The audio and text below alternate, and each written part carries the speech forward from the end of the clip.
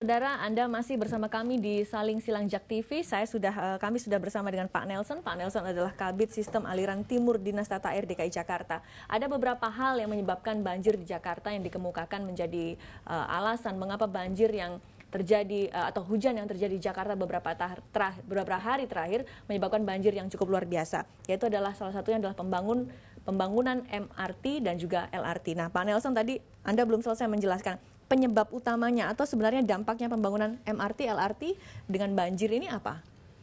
Itu mungkin salah satu, Bu, ya, dampak pembangunan. Mungkin ada beberapa lagi sebetulnya sumber penyebab terjadinya air melimpas atau keluar dari saluran. Salah satunya adalah memang banyak juga saluran-saluran kita memang menyempit, Bu, karena ya itu tadi okupasi masyarakat. Sehingga Pak. Kalau yang MRT, LRT itu kami ingin tahu sebenarnya apa dampaknya atau masalahnya apa? Oke. Kalau untuk LRT, MRT, dan mungkin pembangunan flyover atau underpass itu biasanya berkaitan dengan konstruksi, Bu. Saat masa konstruksi biasanya ada pekerjaan-pekerjaan yang penggalian, kemudian ada pembongkaran. Nah, itu kan menimbulkan sisa-sisa konstruksi, Bu. Biasanya itu yang mungkin itulah yang masuk ke dalam saluran-saluran kami, sehingga kapasitas saluran itu menjadi berkurang. Itu baru diketahui atau memang sudah diketahui sebelumnya, Pak? Sebetulnya hal-hal seperti ini seharusnya sudah diantisipasi dari awal, Bu. Nah, mungkin saya yakin dari pihak kontraktor pun mengantisipasi hal tersebut. Tapi karena mungkin kejadian ekstrim kemarin itu hujan yang sedemikian besar, itu mungkin ada sedikit keterlambatan mereka untuk melaksanakan upaya-upaya pengurasan atau pembersihan dari saluran-saluran sekitar mereka. Dinas Tata Air tapi selalu berkoordinasi nggak, Pak, dengan kontraktor untuk memperingatkan hal ini? Karena kan ini cuacanya ekstrim akan terus berlangsung selama beberapa bulan ke depan. Ya, untuk koordinasi memang biasanya kami dengan pihak kontraktor tersebut biasanya kami mengundang mereka untuk atau terkadang mereka juga istilahnya mereka mempresentasikan bagaimana konstruksi mereka dan bagaimana mereka upaya-upaya mereka untuk mengantisipasi hal-hal yang mungkin terjadi. Nah, sebetulnya kalau mereka melaksanakan itu dengan baik dan sesuai ketentuannya, saya yakin sebetulnya itu bisa tidak terjadi, Bu. Oke, baik. Karena tadi mungkin ada sedikit keterlambatan, sisa-sisa material atau apa yang masuk ke saluran kami, itu menjadi penyebab. Oke, baik. Sudah bergabung bersama kita Pak Yayat, salah seorang pengamat tata kota. Halo Pak Yayat. Halo Pak Yayat, Anda masih bisa mendengar suara saya, Pak? Masih bergabung bersama kami, Pak Yayat? Oke, tampaknya terputus. Kita nanti akan menghubungi Pak Yayat lagi. Nah, saya sekarang ke Pak Norman. Pak Norman, dari beberapa pemaparan yang disampaikan Pak Nelson, Pak Agung, Pak Pantas, apa tanggapan Anda, Pak, sebagai pemerhati kebijakan perkotaan? Iya. Kalau saya itu punya studi perbandingan ya dari zamannya Pak Jokowi. Pertama kali jadi gubernur, nggak sampai 1 bulan banjir. Jebol itu yang namanya kali yang di dekat. Ingat iya, di Latu Harhari. Turun ke bawah. Siang malam Pak Jokowi ada di sana. Ini satu catatan tuh. Ya, dimulai dari sana Pak Jokowi konsentrasi sekali terhadap Jakarta. Begitu disambung dengan Ahok. Dari 250 titik banjir sampai berkurang menjadi 40 titik. Ya, ingat kan? Nah, jadi ditangani secara serius. Karena kalau mau bicara banjir itu merugikan semua orang. Ekonomi pun juga jadi masalah ini. Satu. Kedua, waktu zamannya Ahok, ini studi perbandingan ya. Jauh sebelum hujan itu udah dikasih tahu sama BMKG. Ingat nih, 2 bulan lagi mau hujan nih. Bahkan di seluruh Indonesia dikasih tahu. Jakarta dikasih tahu. Itu yang namanya tim oranye itu sudah bekerja keras itu. Kalau tim orange sekarang sudah bekerja sejak saya nggak tahu, kapan, jangan Pak? nanti dulu. Makanya saya kan ini perbandingan ya, perbandingan. Itu sampai gorong-gorong sampai ingat nggak ada kabel? Iya. Nah, ya. Jadi saya melihat sini Pak Anies ya, gubernur yang saya memahami ini pembelajaran. Ya. Jangan sampai juga banyak bicara. Ada yang bicara begini. Nggak apa-apa biar tenggelam asal seiman. Nah, ini kan jadi Siapa tuh yang bicara? viral kan. Ada lagi bilang Pohon yang ditumbang, kok yang disalahkan yang nanam pohon. Ini ada juga, ini yang jadi masalah. Nah, kita nggak butuh omongan. Iya kan? Kita butuh kerja.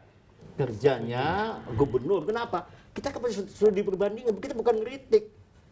Jadi kita, oh masih anak kita punya dong, gubernur yang lama dong. Nah maksud saya, tolonglah, ya kalau yang sudah bagus, diteruskan. Jangan bikin versi baru. Oke, baik. Saya ke Pak Nelson. Biasa banjir. Waduh, sekarang kayak apa itu? Oke, Pak Nelson. Tadi kalau informasi dari Pak Norman membandingkan kalau waktu Pak Ahok itu jauh beberapa bulan sebelumnya sudah ada antisipasi membersihkan got dan lain sebagainya. Kalau Pak Anies sendiri atau mungkin yang sudah dilakukan oleh kawan-kawan di Dinas Tata Air DKI Jakarta, apakah memang sudah melakukan hal tersebut?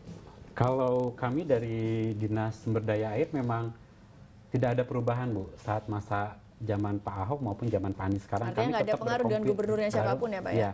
Kami tetap berkomitmen bahwa pasukan biru tetap berupaya sekuat teman-teman semua kami di lapangan untuk tetap bahwa misalnya pompa-pompa itu berjalan baik, kali-kali makronya kita keruk, waduk-waduk juga kita keruk agar optimal dia daya tampungnya.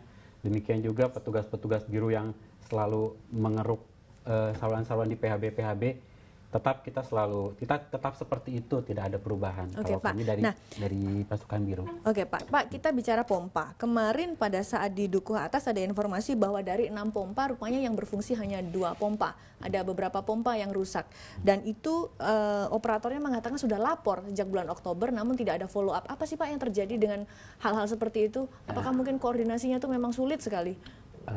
Terus terang kalau itu saya tidak bisa ambil komentar karena kebetulan pompa yang ada di Dukuh itu memang di bawah pengelolaan Dinas Bina Marga, Bu, untuk menjamin underpassnya tidak kebanjiran. Jadi itu Dinas Tata Air tidak dilibatkan. Dinas Sumber Daya Air, Bu. Okay. Dinas Bina Marga, maaf maksud saya. Dinas Tata Air tidak ada dilibatkan dalam hal seperti itu. Setelah kejadian kemarin baru kami dari Dinas Tata Air turut membantu karena kami punya pompa-pompa mobile untuk membantu mengeringkan air di sana. Oke, jadi yang rusak sudah di luar tanggung jawab Dinas Tata Air tapi adalah Jasa Marga. Ya. Oke, nah pada di Bina Marga, Bu. Di Bina Marga. Nah, Bina Marga sendiri selalu berkoordinasi dengan Dinas Tata Air terkait dengan ini pompa saya rusak loh, ini akan ada hujan, berarti saya butuh bantuan Dinas Tata Air untuk mengeringkan sisa-sisa banjir dan lain sebagainya. Sepertinya hal itu harusnya sudah menjadi tanggung jawab dia, Bu, untuk memastikan bahwa pompanya beroperasi dengan normal. Jadi kalau misalnya ada kejadian pas kebetulan pompanya rusak, mereka berkoordinasi dengan kami siap untuk membantu seperti itu. Oke. Nah, kira-kira kalau Pak Pantas apa tanggapannya Pak? Ini kan ada beberapa masalah. Rupanya pembangunan MRT LRT dituding juga punya andil dalam penyebab banjir yang terjadi di Jakarta beberapa hari yang lalu. Kalau melihat masifnya banjir, saya pikir ya sangat kecil ya, sangat kecil. Kalau kita lihat lokasi-lokasi pembangunan infrastruktur itu tidak terlalu besar menyumbang apa yang terjadi kemarin itu. Kemudian yang kedua, saya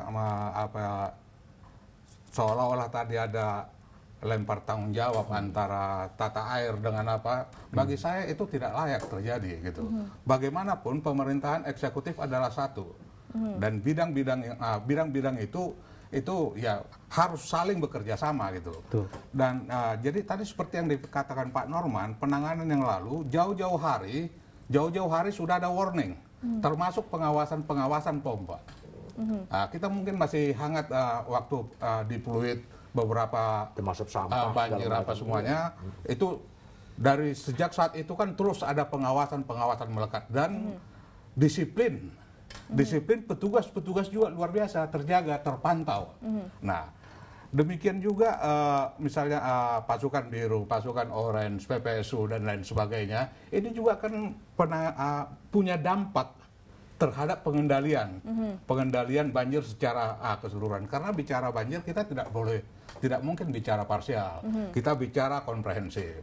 Nah, jadi model yang sudah kelihatan manfaatnya dan grand design sudah kelihatan modelnya, itu tadi saya pikir tidak ada pilihan lain, jangan lagi mencoba-coba yang lain, ini aja dulu diteruskan.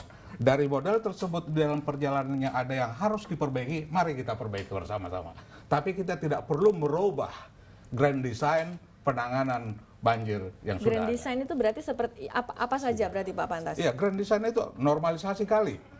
Sampai ada pembebasan kali itu. Pengurukan kali, termasuk juga dampaknya katakanlah menggeser orang-orang yang tinggal di bantaran-bantaran kali. Nah, termasuk juga membeli lahan-lahan terlantar ataupun lahan-lahan yang seharusnya tangkapan air. Sekarang pemerintah ya waktu Pak Ahok itu beli. Nah, karena de facto sekarang ini ruang terbuka hijau kita hanya 10 sampai 12%. Hanya ruang terbuka hijau. Oke, nah, baik. padahal ruang terbuka hijau ini sangat besar manfaatnya untuk menjadi resapan air dan lain sebagainya. Oke, baik, kita lanjutkan diskusi. Ada beberapa isu juga terkait dengan banjir. Salah satunya adalah seharusnya ada kerjasama antara kota-kota satelit. Ada dari Depok, Bekasi, kemudian Tangerang, dan juga Bogor. Nah, apakah itu bisa menjadi jalan keluar agar Jakarta bisa menurun banjirnya atau bisa hilang banjirnya? Tetap bersama kami di Saling Silang.